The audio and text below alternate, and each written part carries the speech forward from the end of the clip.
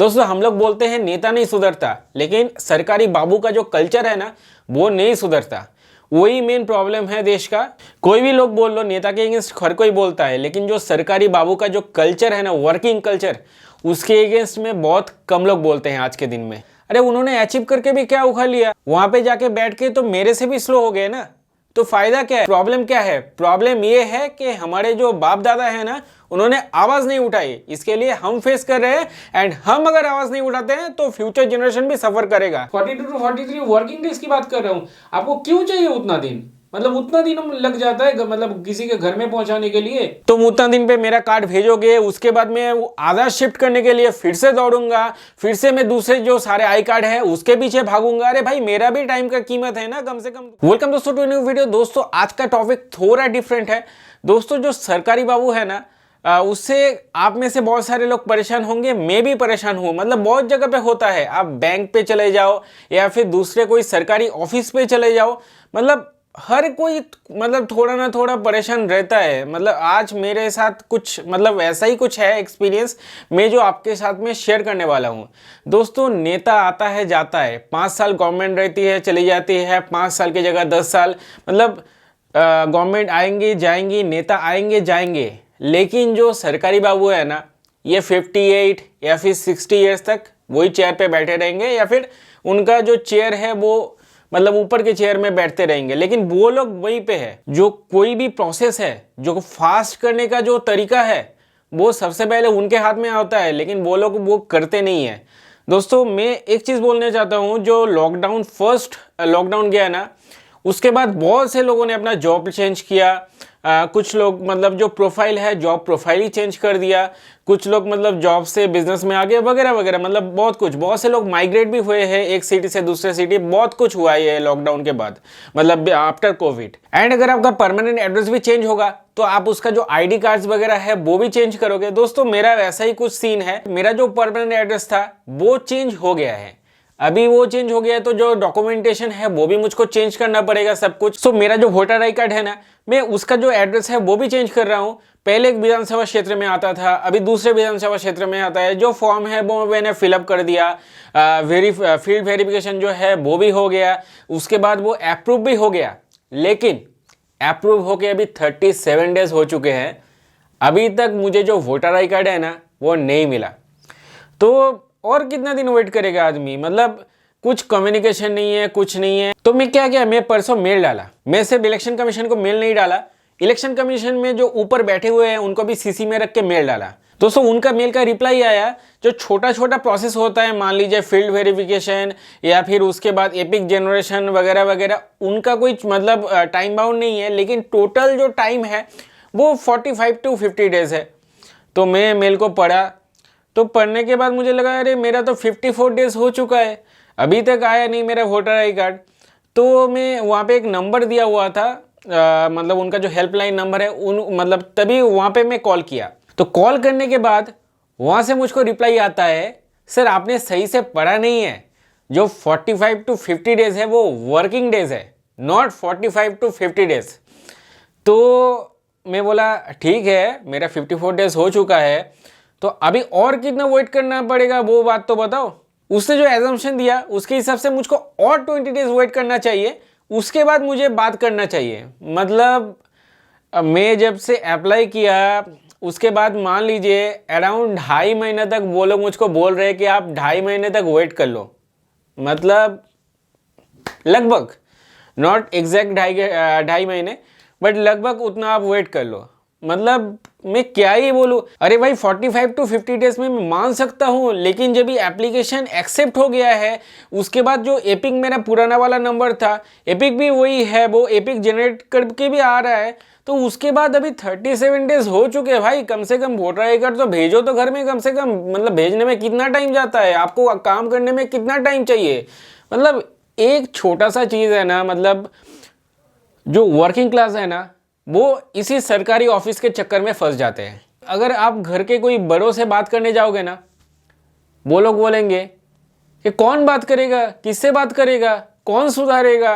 वो लोग यही बोलते, कोई इनिशिएटिव नहीं लेता है। कोई इनिशिएटिव नहीं लेता है। एक आम आदमी परेशान हो जाता है ये सब चीज़ से। दोस्तों हम लोग को मतलब हम लोग वर्किंग क्लास हैं, दिन में काम करना पड़ता है, तो उसके बीच भी हम लोग को ऐसा टाइम निकालना पड़ता है अलग से कि अरे भाई इसको सॉर्ट आउट करूँ, उसको सॉर्ट आउट करूँ। पहले सरकारी ऑफिसेज में घूमना पड़ता था, अभी मेलबाजी का और एक चक्कर बन गया है। दिन भर काम के बाद ये मेल ठोकते रहो, इधर ठोको मेल, उधर ठोको मेल, ऐसा ही चलता रहता है। अरे भाई 45 टू 50 डेज अगर आपका एप्लीकेशन प्रोसेस हो चुका है, अगर आपका अप्रूव हो चुका है सब कुछ, अरे उसके बाद 40-50 दिन लेके क्या करोगे? हॉलीडेज में छोड़ देता हूँ, उसके बाद आपको 20 से 25 दिन भी चाहिए क्यों भाई? दोस्तों हम लोग बोलते हैं नेता नहीं सुधरता, लेकिन सरकारी बाबू का जो कल्चर है ना वो नहीं सुधरता। वही मेन प्रॉब्लम है देश का। कोई भी लोग बोल लो, नेता के अगेंस्ट हर कोई बोलता है, लेकिन जो सरकारी बाबू का जो कल्चर है ना, वर्किंग कल्चर, उसके अगेंस्ट में बहुत कम लोग बोलते हैं आज के दिन में। पहला चीज तो कोई आवाज उठाता नहीं है, एंड अगर कोई आवाज उठाता है ना तो उसको क्या बोला जाता है मालूम है? अरे उन्होंने इतना बड़ा बड़ा एग्जाम क्रैक करके ऊपर जाके बैठे हैं, तुमने क्या कर लिया, तुमने क्या उखाड़ लिया? वो एग्जाम देके जाके वहां पे बैठे हैं, वो अचीव करना पड़ता है वगैरह वगैरह। अरे उन्होंने अचीव करके भी क्या उखाड़ लिया? वहां पे जाके बैठ के तो मेरे से भी स्लो हो गए ना, तो फायदा क्या है? आप सिस्टम को क्या दे पाए? आपका तो सेल्फ डेवलपमेंट हो गया, लेकिन सिस्टम के थ्रू आप क्या मतलब कुछ इंप्रूवमेंट ला पाए? नहीं। असली बात यह है आराम से काम करेंगे। ऐसा नहीं बोलूंगा कोई काम करना नहीं चाहता है, इसमें से भी होंगे कुछ लोग काम करना चाहते हैं, लेकिन पूरा जो सिस्टम है वो ही स्लो है, तो फिर एक दो के काम करने से कुछ फर्क नहीं पड़ता है। मेरा ये छोटा सा एक्सपीरियंस है, मैं आपके साथ शेयर किया, आगे भी ऐसा एक्सपीरियंस शेयर करता रहूंगा। दोस्तों हम लोगों को मतलब जो आवाज़ है ना, मतलब ऐसा छोटा छोटा जो एक्सपीरियंस है ना, आवाज़ उठाना चाहिए। मतलब क्यों चाहिए तुमको 50 वर्किंग डेज, 50 वो तुम्हारे हॉलीडे मिला के वो 75 डेज बन जाता है, क्यों चाहिए तुमको उतना दिन? कम से कम एक अगर फील्ड वेरिफिकेशन हो जाता है, वो सबसे मतलब मेजर पार्ट है, तो फील्ड वेरिफिकेशन हो गया, एपिक पहले से है, वही एपिक नंबर तुम डाल रहे हो, तो उसके बाद भेजने में इतना टाइम तुमको क्यों जा रहा है भाई? दोस्तों जो लोग प्यार का पंचनामा मूवी देख चुके हैं ना, तो उनको मालूम है वहां पे एक फेमस सा डायलॉग है कि प्रॉब्लम क्या है? प्रॉब्लम है कि ब्ला ब्ला ब्ला। तो यहाँ पे भी ऐसा है कि प्रॉब्लम क्या है? प्रॉब्लम ये है कि हमारे जो बाप दादा है ना, उन्होंने आवाज नहीं उठाई, इसके लिए हम फेस कर रहे हैं, एंड हम अगर आवाज नहीं उठाते हैं तो फ्यूचर जनरेशन भी सफर करेगा। मतलब किसी ना किसी की तो आप, मेरा ये छोटा सा एक्सपीरियंस है। अरे भाई क्यों चाहिए तुमको उतना दिन? तुम उतना दिन पे मेरा कार्ड भेजोगे, उसके बाद मैं आधार शिफ्ट करने के लिए फिर से दौड़ूंगा, फिर से मैं दूसरे जो सारे आई कार्ड है उसके पीछे भागूंगा। अरे भाई मेरा भी टाइम का कीमत है ना, कम से कम थोड़ा तो। ये छोटा सा एक्सपीरियंस में दोस्तों आपके साथ शेयर किया। सिर्फ ये एक्सपीरियंस नहीं, और भी एक्सपीरियंस आगे शेयर करने वाला हूँ। अगर आप रेलवे को लिखो ना कि टॉयलेट पे मग नहीं है, जेट स्प्रे नहीं है, या फिर टिश्यू, मतलब कुछ तो दे दो कम से कम टॉयलेट में यूज़ करने के लिए, उनका रिप्लाई आता है कि रेलवे बोर्ड नहीं प्रोवाइड कर सकता। अरे तो मतलब घर से मग लेके जाए क्या? वैसा भी एक्सपीरियंस है, फ्यूचर में आपके साथ शेयर करूँगा। मतलब ऐसे ऐसे चीज़ है ना, and that is registered reply. कोई अरे गरे ने नहीं बोल दिया, मैंने कंप्लेंट डाला था, उसके अगेंस्ट में रेलवे ने वो चीज़ कहा है, वो भी मैं आपको स्क्रीनशॉट के साथ मतलब बाद में दिखाऊंगा।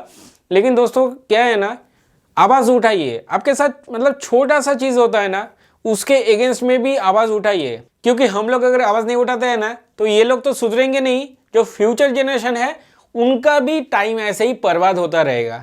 तो हमारा भी टाइम बचाना चाहिए, उनका भी जो फ्यूचर है ना, ऐसे मतलब ऑफिसेज में, मतलब हमारा तो जो प्रीवियस जनरेशन था उनको तो ऑफिसेज में घूम घूम के चला गया, हमारा अभी मेलबाजी में जा रहा है, एंड पता नहीं फ्यूचर जनरेशन का भी मतलब कुछ ना कुछ ऐसे ही घूमते घूमते ही उनका भी टाइम ऐसे ही बर्बाद होगा। तो अभी से आवाज़ उठाओ, नहीं तो ये लोग सुधरने नहीं वाले हैं। दोस्तों मेरा जो ये वीडियो है ये किसी के खिलाफ नहीं है, कोई भी इंस्टीट्यूशन के खिलाफ नहीं है, लेकिन ये जो मानसिकता है ना, आज नहीं कल करेंगे, अरे काम है होता रहेगा, ये जो मानसिकता है काम ना करने की या फिर काम स्लो करने की, इसके खिलाफ है। दोस्तों आप सभी का कुछ ना कुछ एक्सपीरियंस है, आप शेयर कर सकते हैं, कमेंट बॉक्स में शेयर कर सकते हैं, या फिर आप ऐसा वीडियो बना के भी शेयर कर सकते हैं। मेरा एक ही सवाल है, जो मेन काम है, जो सबसे बड़े काम है, वो अगर एक हफ्ते के अंदर हो सकते हैं, तो बाकी के जो मतलब प्रिंट करके घर में भेजना, इसके लिए आपको 42 टू 43 डेज क्यों चाहिए? आपको उतना दिन में आपके, वो भी 42 टू 43 वर्किंग डेज की बात कर रहा हूँ, आपको क्यों चाहिए उतना दिन? मतलब उतना दिन लग जाता है मतलब किसी के घर में पहुंचाने के लिए। आवाज उठाओ, नहीं तो ये बाबू कल्चर नहीं सुधरेगा।